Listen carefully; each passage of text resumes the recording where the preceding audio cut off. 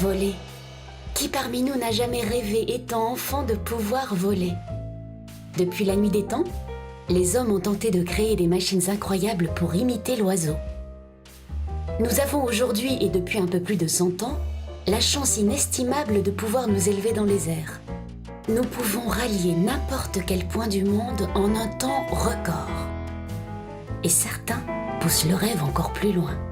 Ils veulent voler seuls aux commandes de leur appareil. Mon goût pour l'aviation remonte à très longtemps. Depuis que je suis toute petite, j'ai toujours aimé voir les avions voler. J'ai toujours eu envie en fait, de voler. J'ai toujours trouvé ça incroyable de pouvoir voler. Mais je pensais que c'était inaccessible avant. C'est vraiment le troisième mot que j'ai appris ou que j'ai dit après maman et papa, c'était avion. Donc... Une réalité pour quelques-uns, un fantasme pour bon nombre. Car dès que l'on parle de pilotage, de nombreuses inquiétudes viennent à notre esprit. Suis-je assez qualifié? Compétent? Combien de temps et d'argent faut-il y consacrer? Toutes ces questions restent trop souvent sans réponse. Et ils sont peu à oser passer le cap. Alors, concrètement, comment devient-on pilote?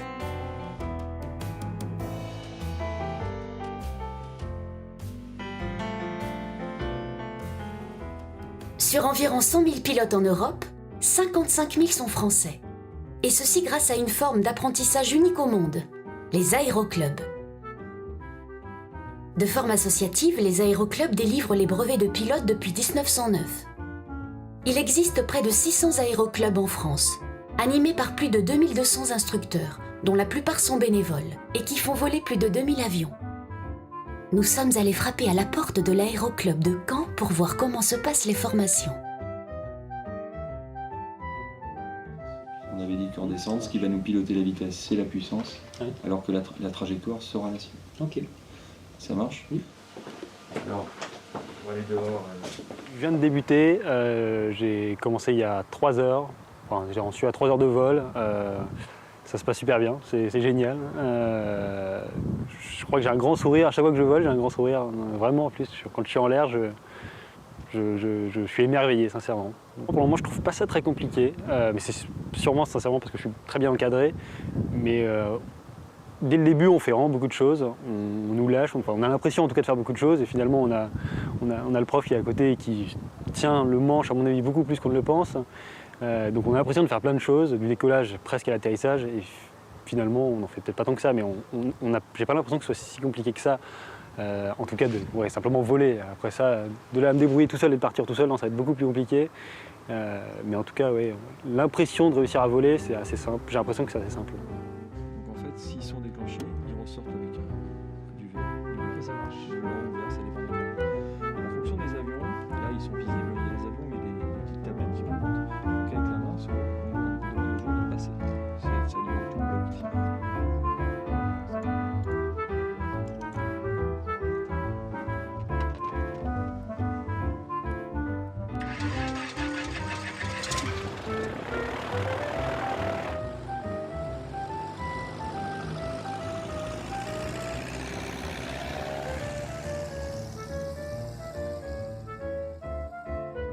Dans les aéroclubs en France, la formation c'est le premier pas dans l'aéronautique, la formation qui est donnée donc, pour les PPL ou les brevets de base. C'est les premiers brevets en vue d'une carrière professionnelle. Pour devenir pilote donc, privé, il faut donc passer une licence qui s'appelle le PPL, le Private Pilot License. C'est une qualification européenne. Qui permet donc de voler sur n'importe quel avion européen. Le PPL s'obtient en plusieurs étapes, on va dire. Une première étape qui consiste à manier l'avion en lui-même, aux alentours de l'aéroport. Et puis ensuite une deuxième partie qui est plus de la navigation pour pouvoir voyager. Bon, il faut donc absolument obtenir cette fameuse licence pour pouvoir voler. Mais avant de s'intéresser au PPL, voyons quels sont les objectifs de nos futurs pilotes. Et mes enfants m'ont offert, sans me le dire bien sûr, un vol d'initiation que j'ai fait donc, au mois d'août dernier avec Florent. Et il a su me passionner. Voilà. Je compte bien sûr aller jusqu'au brevet de pilote privé.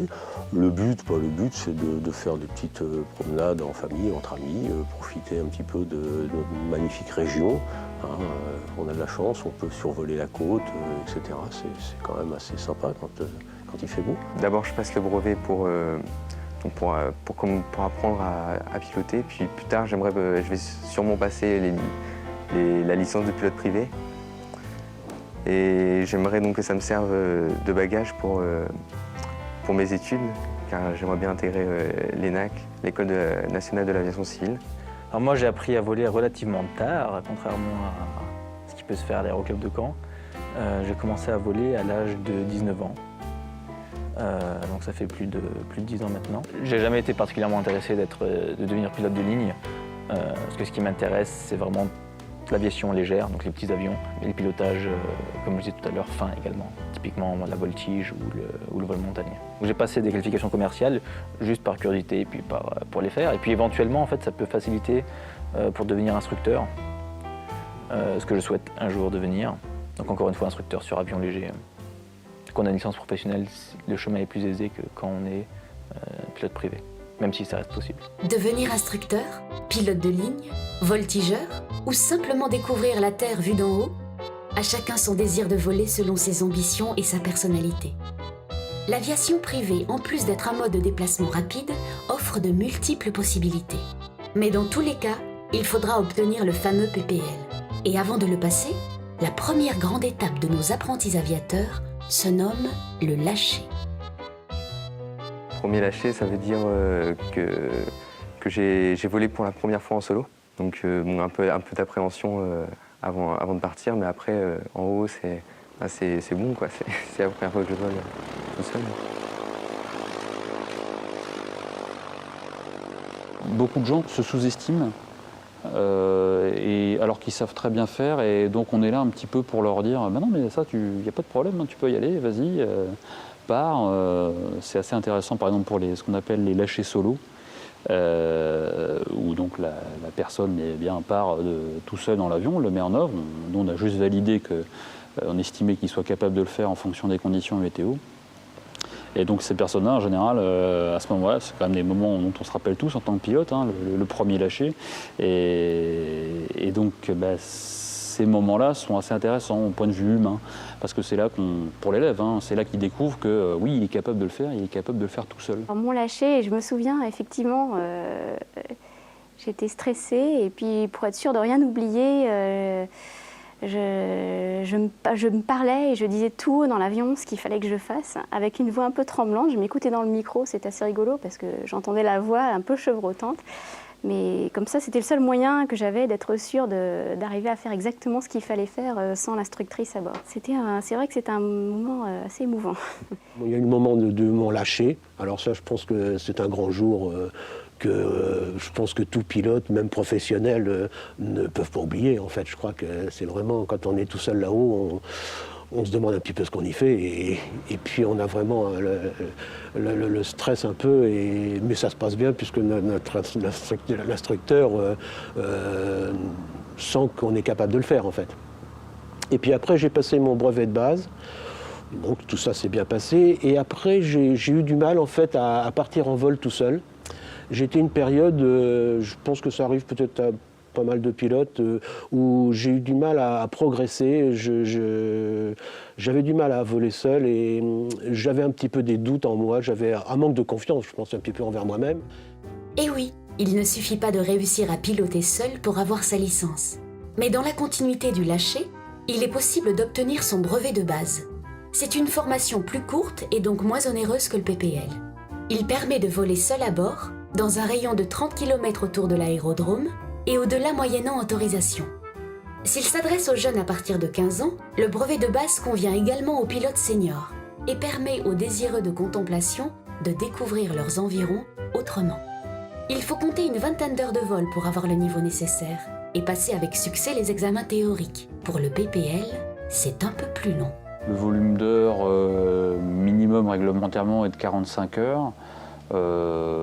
Statistiquement, ceux qui y arrivent sont plutôt des gens, on va dire, de moins de 20 ans. Et plus on avance dans les âges et plus on va augmenter le nombre d'heures. On va dire on va augmenter d'une heure par année au-delà de 20 ans. Après, bon, c'est pas une course de toute façon. Le but du jeu, même si on vole avec un instructeur, même si on a 80 heures d'instruction pour avoir son pilote privé, il n'y a pas de honte. Le but du jeu, c'est de pouvoir y arriver. Peu importe le temps qu'on y met. Pour avoir un PPL dans un aéroclub, pour des gens qui ne font pas une formation à plein temps, on observe autour de 1 an, 1 an et demi. Avec le PPL en poche, plus de limites. Il est possible de voler partout en Europe et d'embarquer des compagnons de voyage. Mais s'il est possible de piloter seul uniquement avec le brevet de base, quelles sont les compétences supplémentaires qu'apporte le PPL ? Apprendre à piloter, en fait. Il y a la partie pilotage, conduite de machine, qui à mon avis qui est pas très compliquée. Ce qu'il y a, c'est la gestion du vol. Donc la gestion du vol, que ce soit pour les passagers, pour le pilote lui-même, de façon telle qu'on fait le minimum d'action, pour être le plus en avant possible pour l'imprévu.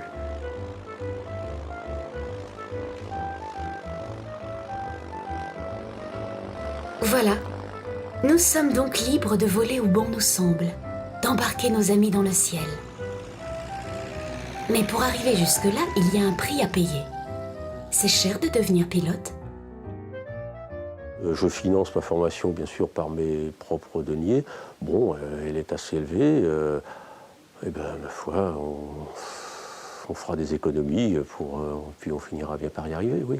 Je vole aussi souvent que la météo et mes moyens le permettent. Donc, je me fixe un budget par an et puis je le contrôle régulièrement pour ne pas l'exploser, bien sûr, parce que la passion a tendance à faire un maximum d'heures de vol. Les aéroclubs sont des associations avec la particularité d'avoir des bénévoles pour faire fonctionner le club, aussi pour faire de l'instruction, c'est-à-dire que nous sommes des instructeurs bénévoles. Moi, je ne gagne pas d'argent quand je fais 1 heure d'instruction avec un élève. Et c'est ce qui permet d'abaisser les coûts de formation, en quelque sorte, pour pouvoir voler le moins cher possible. C'est par les aéroclubs qu'on y arrive.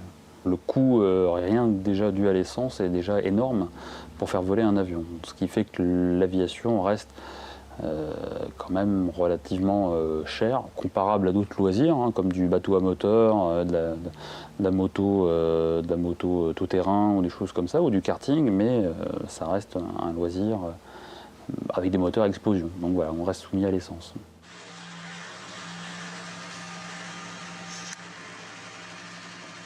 On peut faire une comparaison rapide sur le coût de l'heure de vol. Un breveté dans l'année en fait vole un volume d'heures et ce volume représente, on peut faire la comparaison idiote, d'un paquet de cigarettes par jour.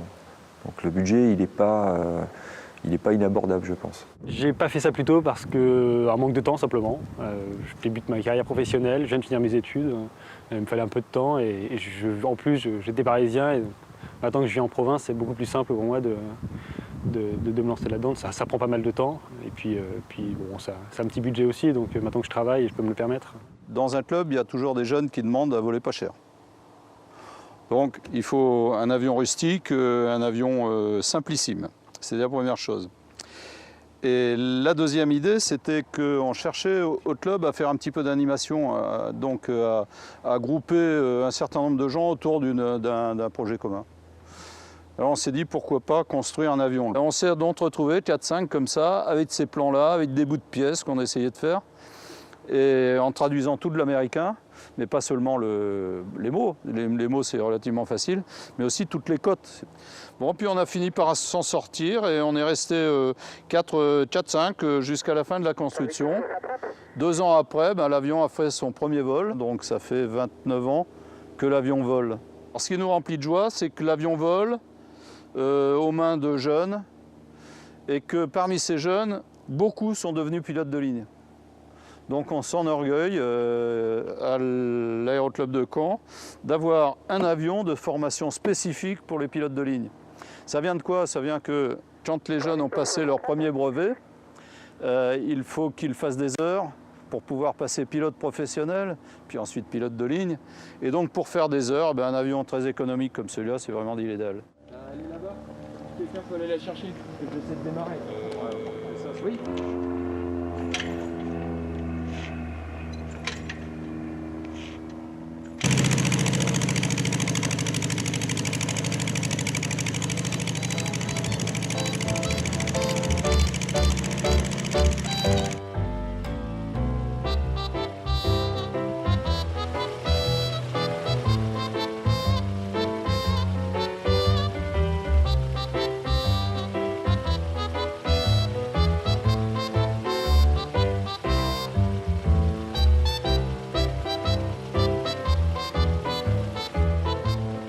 Un avion économique, c'est un vrai atout, car le coût de la formation varie en fonction du nombre d'heures passées en vol.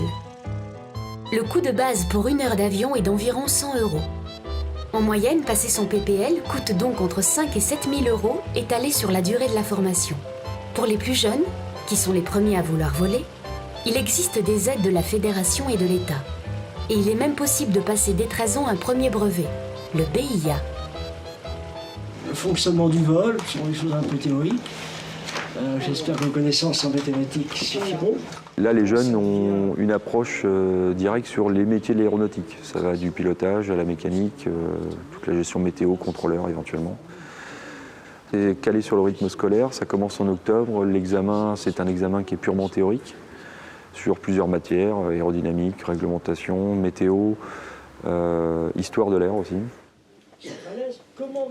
Moi je voudrais pilote de ligne, parce que j'adore voler.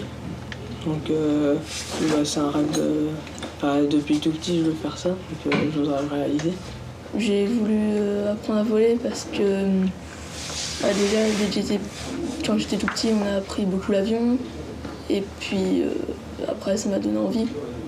J'ai visité plusieurs fois l'académie de pilotage et puis j'y suis retournée récemment. Ça me plaît toujours autant. Moi j'ai toujours voulu être pilote depuis que je suis petit. Je pense que je vais y arriver parce qu'il y a le BIA aussi donc c'est plus facile de commencer à cet âge-là. Ouais, en fait moi plus tard je voudrais faire pilote de chasse et après pilote de ligne et donc je me suis renseigné et j'ai fait ça parce que ça avait rapport avec ce que je veux faire plus tard et je me suis dit autant commencer maintenant. Arrêtons-nous un instant sur le rêve de beaucoup de jeunes, devenir pilote professionnel. Et pour cela, le PPL ne suffit pas. Pour être pilote professionnel, on a ce je appellerais un petit peu vulgairement un tronc commun. Il faut avoir le PPL et 200 heures de vol pour pouvoir présenter à l'examen pilote professionnel. Et de ce cursus tronc commun du pilote professionnel, soit les gens s'orientent éventuellement sur de l'instruction, comme ça a été pour mon cas, ou du pilotage en couche pour commencer à travailler dans les petites compagnies, en fait, les compagnies, des avions de moins de 19 places, puis avec une autre passerelle d'heures de vol et de qualification sur une machine type, emmène jusqu'à des avions, des Boeing, des Airbus, de diverses compagnies en fait. Néanmoins, comme nous l'avons vu tout à l'heure, tous les détenteurs du PPL ne souhaitent pas devenir pilote professionnel. Mais d'autres possibilités de l'aéronautique peuvent les attirer. Et parmi elles, une spécialité de l'aéroclub de Caen, la voltige.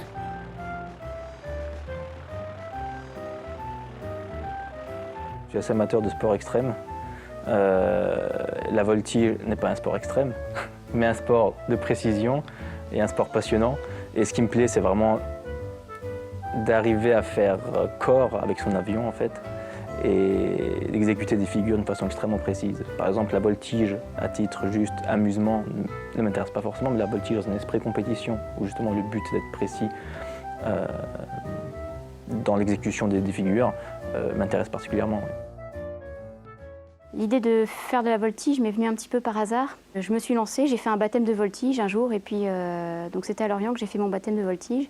Et puis je suis descendue de l'avion, et puis je me suis rendu compte que c'était évident, quoi. C'était pour ça que j'avais voulu apprendre à voler, en fait. C'était pour faire le singe dans l'avion, dans les airs, mais toujours de manière sécuritaire, bien sûr, et très contrôlée. Les sensations en voltige sont très différentes des sensations du vol à plat, parce qu'on se prend ce qu'on appelle des accélérations, donc les G,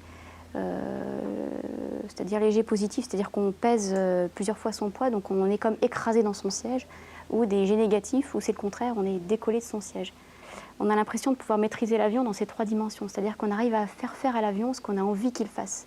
Si on a envie qu'il fasse une boucle, il va faire une boucle. On ne va pas se contenter de voler à plat. Et ça, c'est extraordinaire. La sécurité est bien entendu un élément essentiel de l'aviation en général et de la voltige en particulier. Partant du principe qu'il vaut mieux découvrir les problèmes au sol plutôt qu'en l'air, il faut effectuer avant tout vol une visite dite de pré-vol, qui consiste d'une part à vérifier les différents niveaux et ensuite à faire le tour de l'avion pour déceler les éventuels soucis techniques qui pourraient survenir. Notre avion, on n'a plus qu'à le sortir, à monter dedans, à mettre en route. Et en fait, avant de se mettre à décoller, on fera des ultimes vérifications du moteur à ce qu'on appelle le point d'arrêt. Donc on s'arrête au point d'arrêt avant de décoller, on refait des vérifications moteurs et après on s'aligne en piste et on peut décoller.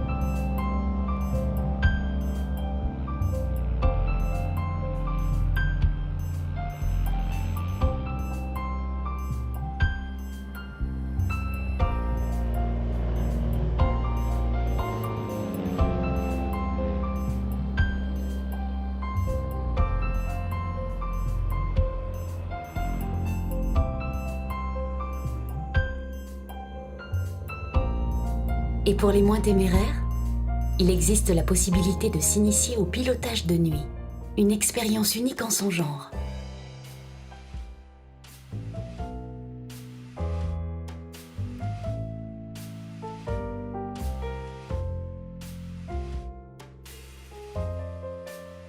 C'est quelque chose de féerique, le vol de nuit. C'est différent c'est différent, pourquoi? Je sais pas, il y a quelque chose en plus dans le vol de nuit. Je sais pas comment dire.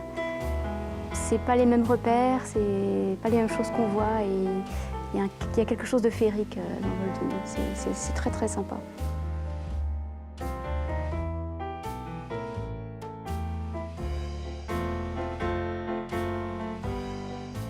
À chacun ses préférences, à chacun sa manière de voler. Mais tous, instructeurs comme élèves, ont la même passion qui les fait vibrer et n'ont qu'une envie, partager. Faire découvrir aux autres cet environnement qui est quand même un petit peu magique et le côté aussi de transmettre tout ce qu'on m'a transmis avant avec les instructeurs que j'ai eus, essayer de redonner un petit peu cette envie de voler et cette découverte en fait. Un aéroclub, c'est aussi c'est des amis, c'est des gens qu'on rencontre, etc. Donc c'est un petit peu plus que du temps passé en dehors de la maison, on va dire. Sur la vie de l'aéroclub, j'y suis attaché parce qu'en fait, je suis content d'y rencontrer tous ceux qui sont là, bien sûr, mais aussi de rencontrer des gens qui sont dans tous les âges, aussi bien les jeunes et puis que ceux de mon âge et même des plus vieux. Alors, il y a tous les anciens qui ont, par exemple, beaucoup d'heures de vol, qui ont toujours des histoires à raconter avec l'avion qui a décroché ou l'atterrissage qui a été comme ci ou les difficultés qu'ils ont eues. Enfin bon, alors s'il y a toujours des histoires. En fait, je pense que dans l'aéroclub, il n'y a pas que l'avion et le vol en soi. Il y a tous ces gens qu'on rencontre qui sont évidemment des passionnés. J'en parle souvent autour de moi. C'est vrai que souvent ça conduit à faire des baptêmes, donc des gens qui viennent avec moi découvrir l'aviation. Mais souvent les gens n'osent pas se dire, moi aussi, mais homme ou femme, n'osent pas se dire, moi aussi je suis capable de le faire, de piloter, alors que c'est un apprentissage, comme quand on apprend à conduire, on apprend à piloter, c'est quelque chose qui se fait progressivement mais qui est tout à fait faisable. Il ne faut pas se dire « je ne vais jamais y arriver ». Moi je sais que la première fois que j'ai appelé un aéroclub, je me suis dit « mais est-ce que je suis folle, je vais piloter, est-ce que je vais y arriver ?» Bon, et puis je me suis dit « allez, j'y vais ». je vais bien voir ce que ça donne. Mais il ne faut pas se dire ça, il faut vraiment se dire que c'est quelque chose qui est tout à fait possible. On peut s'inscrire à un aéroclub, on peut apprendre à piloter, on progresse normalement et puis on y arrive. Donc c'est pas du tout quelque chose d'impossible, c'est vraiment ça qu'il faut se mettre à l'esprit. C'est quelque chose qui n'est pas impossible, il faut y aller et on y arrive.